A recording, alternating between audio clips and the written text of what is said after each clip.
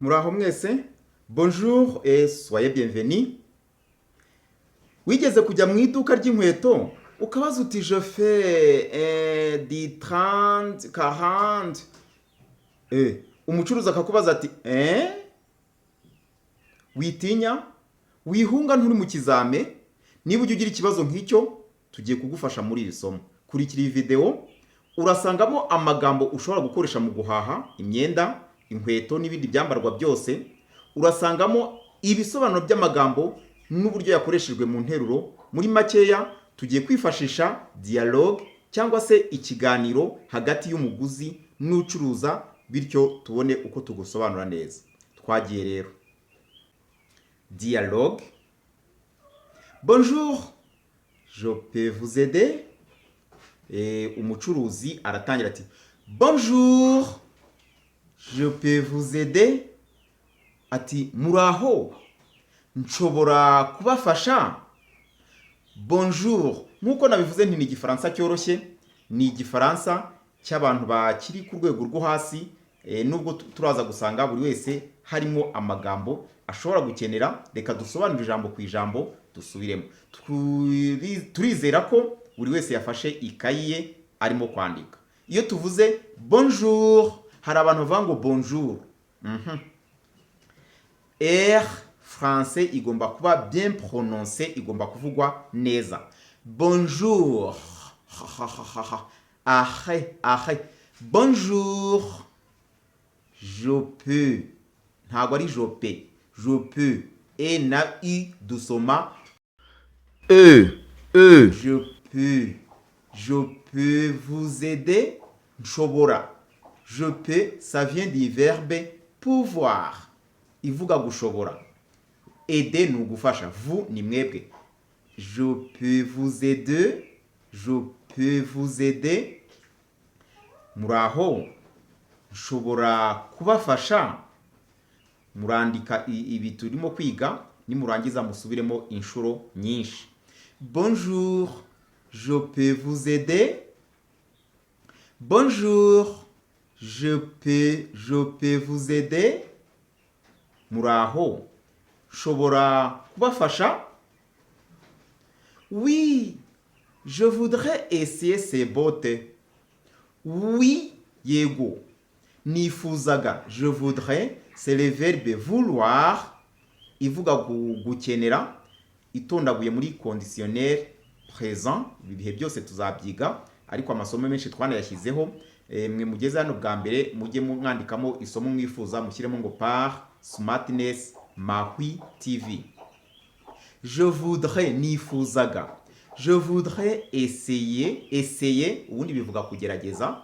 Ariko muri iyi dialogue yacu iyo tuvuze essayer, kweseya umwambaro ni ukuwigera. Je voudrais essayer ces bottes. Est-ce que nshobora kwigera, nifuzaga kwigera izi botte. Botte ni za nkweto zigera mu mavi. Nifuzaga kwigera izi botte.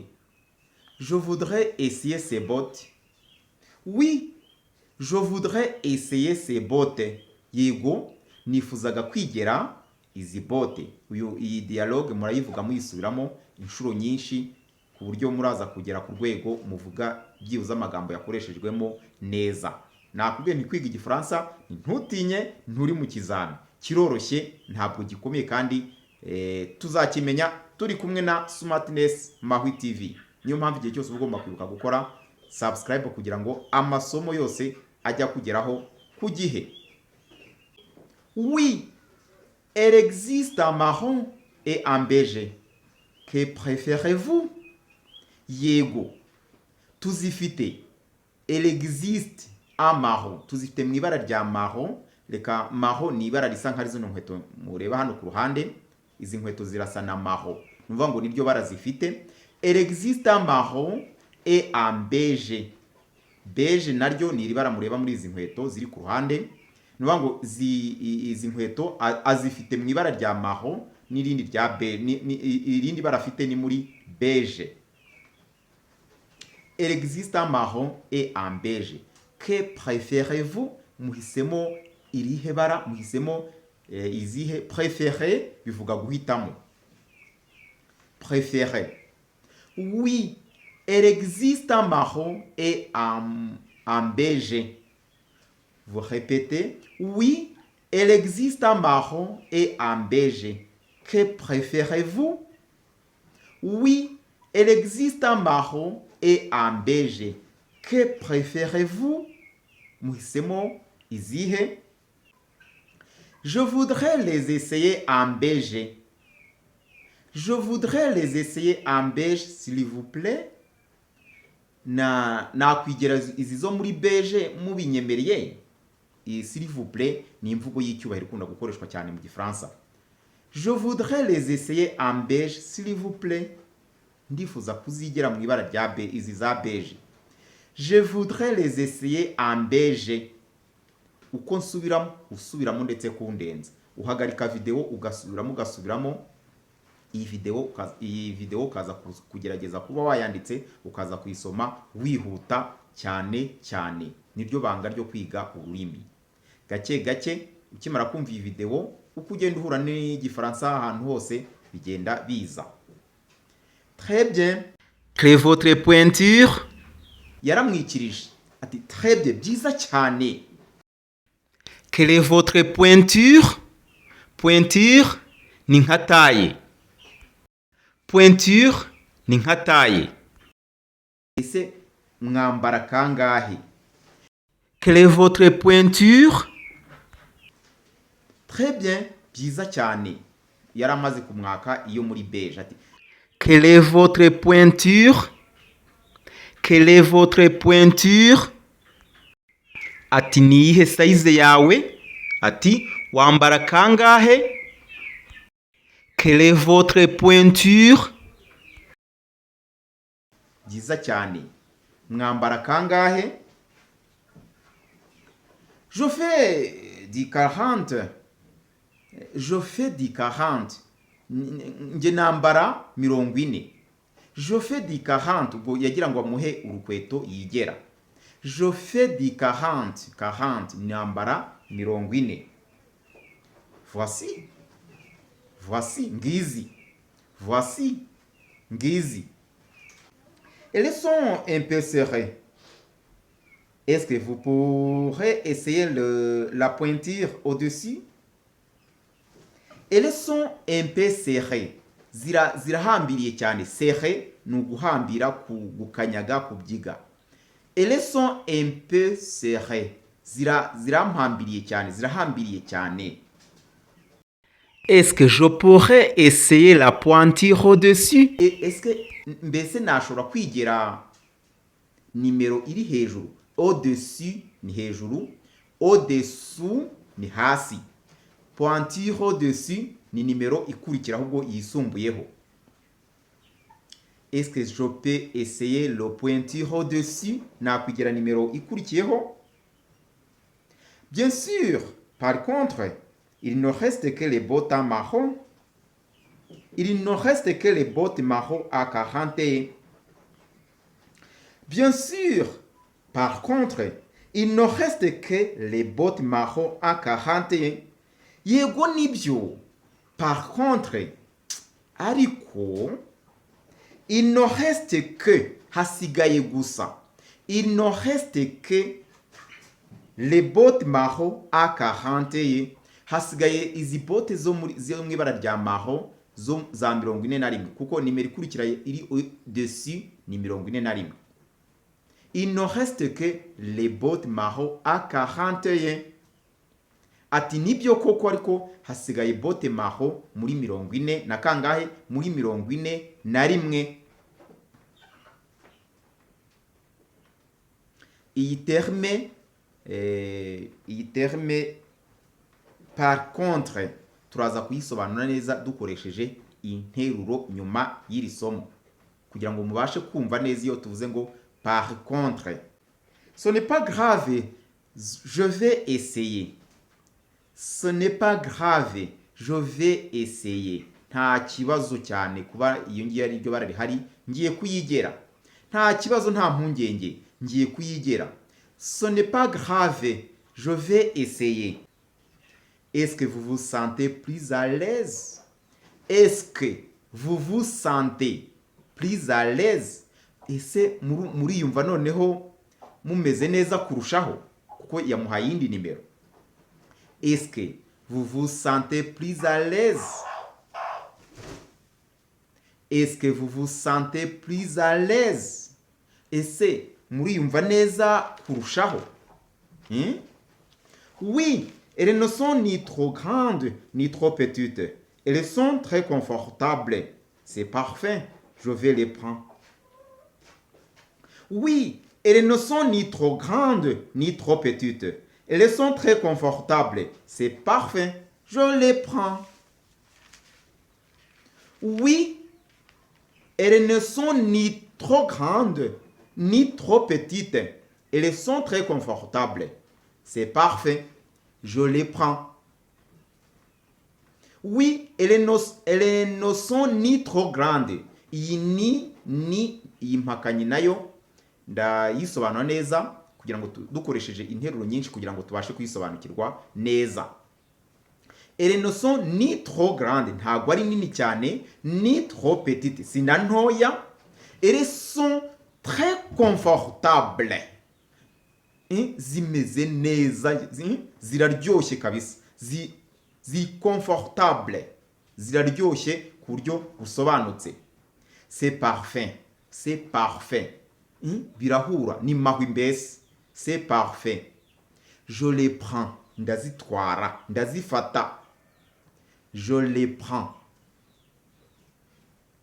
Reka ngerageze kubasobanura noneho aya magambo. Ndabanza nsome uyu mwandiko noneho nsobanure. Ndabanza nsome uyu mwandiko nihuta noneho nsobanure ari amagambo nkoresheje ingero ziryoshye. Mugiye gusubiramo nanone ariko nyuma muraza kwifata audio mwumve ko mwasomye nk'irijwi ngiye gusoma. Bonjour, je peux vous aider? Oui, je voudrais essayer ces bottes. Oui, elles existent en marron et en beige. Que préférez-vous? Je voudrais les essayer en beige, s'il vous plaît. Très bien. Quelle est votre pointure? Je fais du 40. Voici. Elles sont un peu serrées. Est-ce que je pourrais essayer les pointures au-dessus? Bien sûr. Par contre, il ne reste que les bottes marron en 41. Ce n'est pas grave. Je vais essayer. Est-ce que vous vous sentez plus à l'aise? Oui. Elles ne sont ni trop grandes ni trop petites. Elles sont très confortables. C'est parfait. Je les prends. Musubiremo. Bonjour. Je peux vous aider? Bonjour. Je peux vous aider? Oui. Je voudrais essayer ces bottes. Oui. Je voudrais essayer ces bottes.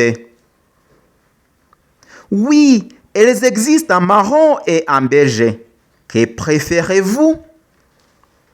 Oui, elles existent en marron et en beige. Que préférez-vous? Je voudrais les essayer en beige, s'il vous plaît. Je voudrais les essayer en beige, s'il vous plaît.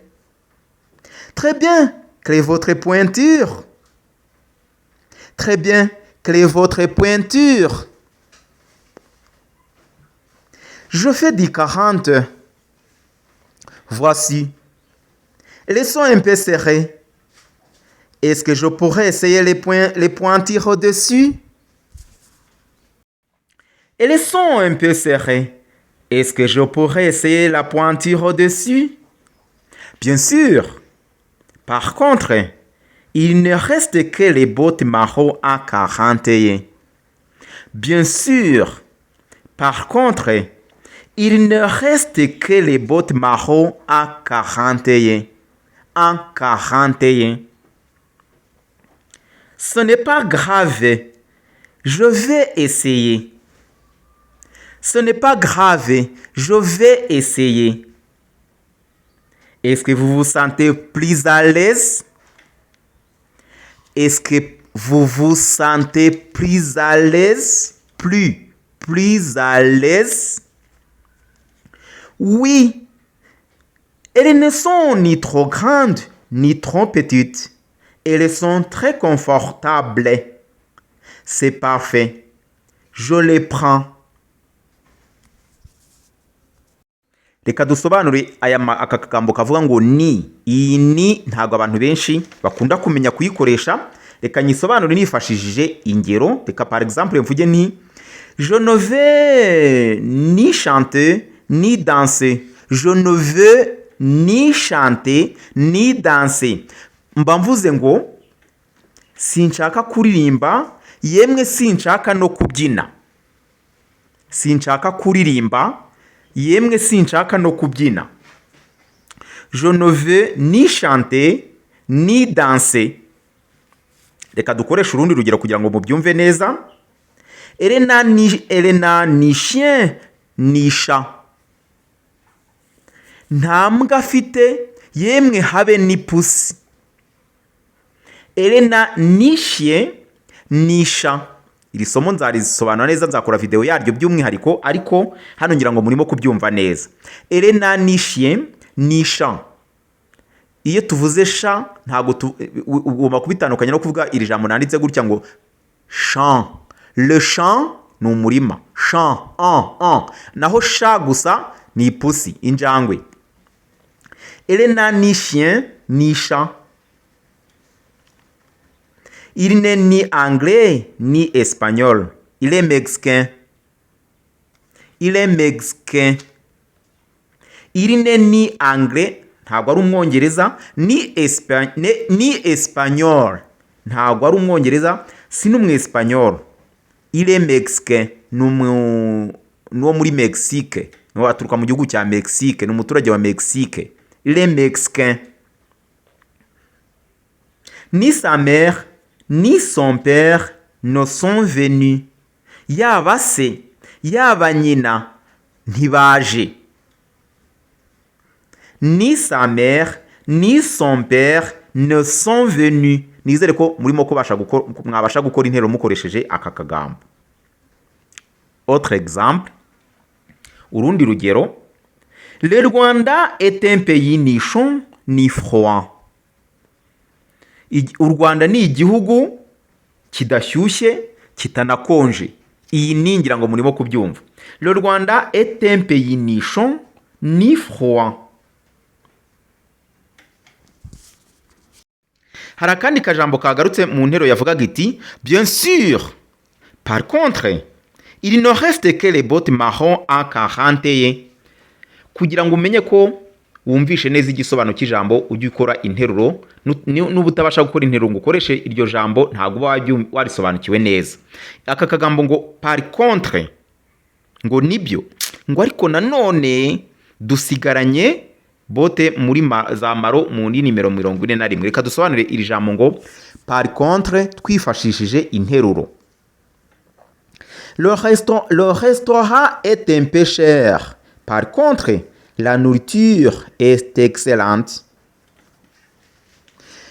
Le restaurant est un peu cher. Par contre, la nourriture est excellente. Ni ukuvuga ngo iyi restaurant ihenzemo gake, ariko nanone ibyo kurya biri ku rwego rwo hejuru, birexcella, biraryoshye, biri ku rwego rudasanzwe. Ni ukuvuga ngo hano baropoza le prix et la qualité. Baragaragaza ko harimo ikinyuranyo cy'igiciro na karite. Nubwo ihenzeho gake. Le restaurant est un peu cher. Par contre, la nourriture est excellente. Nubwo ihenzemo gake ariko ibiryo birarenze, ahubwo yagombye kuba inahenze cyane. Urundi rugero kugira ngo mubyumve neza. J'adore mon travail. Par contre, les horaires sont fatigants. J'adore mon travail. Par contre, les horaires sont fatigants. Nkunda akazi kanjye cyane cyane cyane, kamba ku mutima. Ariko nanone amasaha yako, uburyo bwo kugakora birananiza, byo ntago ndagakunda ko amasaha yo rwose aranjena. Le positif et le négatif. hano baragaragaza icyiza bakagaragaza n'ikibi. Icyiza nuko ngakunda, ariko ikibi nuko amasaha yako aranjena. Ushobora gusanga mbyuka saa 9 z'ijoro nkajyaho, ushobora gusanga se nkajyaho saa 4 z'ijoro mu gihe abandi bagiye kuryama. Donc horaire, amasaha yako, cyangwa ushobora nkora amasaha y'ikirenga buri munsi, ibintu nk'ibyo. Amasaha yo arajeri, ariko ubundi ndagakunda. J'adore mon travail. Par contre, les horaires sont fatigants. Ugomba gusubiramo ijambo ryose mba navuze kuri smartness mahwi, ugomba kurisubiramo inshuro nyinshi ukaza kunyigana. Niryo banga ryo kumenya neza igifaransa. Reka turebe urundi rugero. J'ai fini mes devoirs.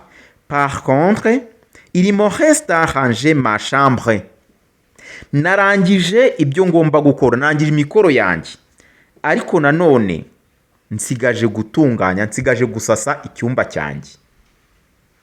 Cyangwa se narangije gusasa icyumba cyanjye nubwo nsigaje gutunganya icyumba cyanjye. J'ai fini mes devoirs. Par contre, il me reste à ranger ma chambre. Urundi rugero. Il est très intelligent. Par contre, il manque de motivation.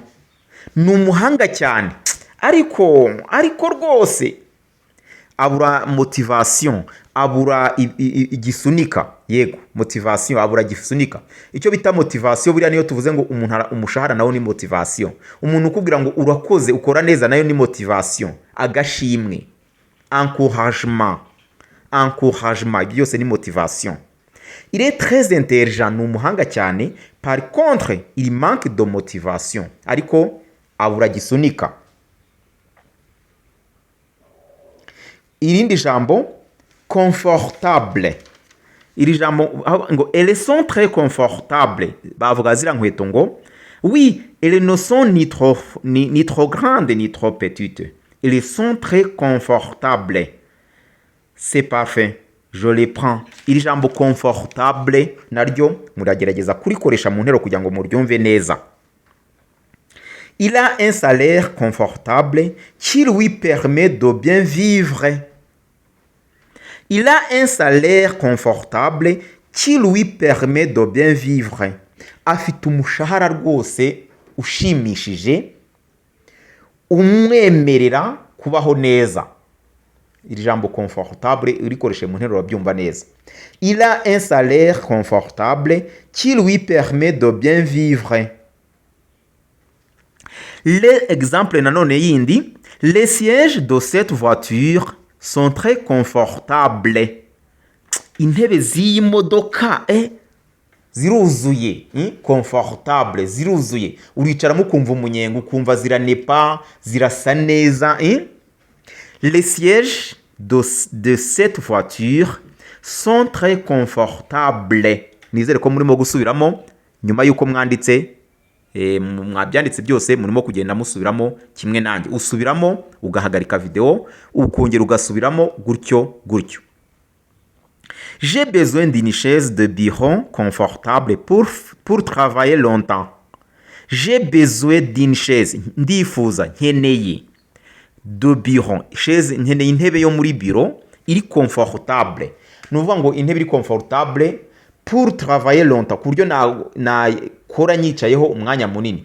Inepa wikaraga kumva donc ukumva umeze neza, itakurya ku kabuno, bene ibyo byose. Intebe mbese wumva wicaramo ukumva uranezerewe. Hari intebe wicaramo ukarambirwa vuba. Iyo ntebe rero wicaramo ukumva ntabwo ubabara, ukumva mbese umeze neza, niyo tuvuga chaise confortable. J'ai besoin d'une chaise de bureau confortable pour travailler longtemps. Et urundi rugero. Portez des vêtements confortables pour les voyages. Mutware imyenda, vêtements ni imyenda, mutware, porte, mwambare imyenda imeze neza y'urugendo. Amasuplesse ku buryo niyo utambuka wumva bitakurya, donc ku buryo wumva nta birantega ihari. Hari imyenda rwose ujya gufata isafari ukumva irakubereye, ukumva muri wowe uyidunda nk'agatenesi. Portez des vêtements confortables pour les voyages. Ahangaha ndumva muri wese yabifashe. hari iyindi cano nshyashya mfite, ndabasaba inkunga abantu munkurikira, niyo Minerval mbaciye. Yitwa Shishoza TV 1. murabonaho muri logo murabonamo ifoto yanjye mu mweru, hari undi tujya gusa ariko murabonamo ifoto yanjye nambaye itaburiya y'umweru. Ndabasabye mujyeyo mu nkandire subscribe nk'abantu muri inshuti zanjye dukundana. Hari ababona amafoto yanjye bakagira ngo ni ya channel isanzwe, ariko ni channel nanze kuvanga ibiganiro by'igifaransa n'andi ma video. Iyo channel yigisha ibijyanye na business muri rusange n'ibindi biganiro ariko bityaza ubwenge. Mwayisura rero. Aha naho kuri Smartness Mahwi TV, ku muntu hageze bwa mbere ntiyibagirwe gukora subscribe, agasangiza video abandi kugira ngo amasomo ajye abageraho ku gihe, kandi ugakora like kugira ngo utwereke ko wakunze amasomo yacu. Kubifuza amasomo y'umwihariko mwakomeza kutwandikira kuri nimero yacu igaragara kuri ekran, cyangwa mukaduhamagara tukavugana tukapanga uburyo tushobora kubafasha. Kubakora ibizame by'akazi, abategura gukomeza université, kubakora TCF, formation, amahugurwa ayari yose mu gifaransa twiteguye kuyabagezaho kandi ku giciro kiri confortable, kiri supportable aussi, kimbereye kandi nawe kikubereye. Merci de nous avoir suivis. À la prochaine occasion. Au revoir.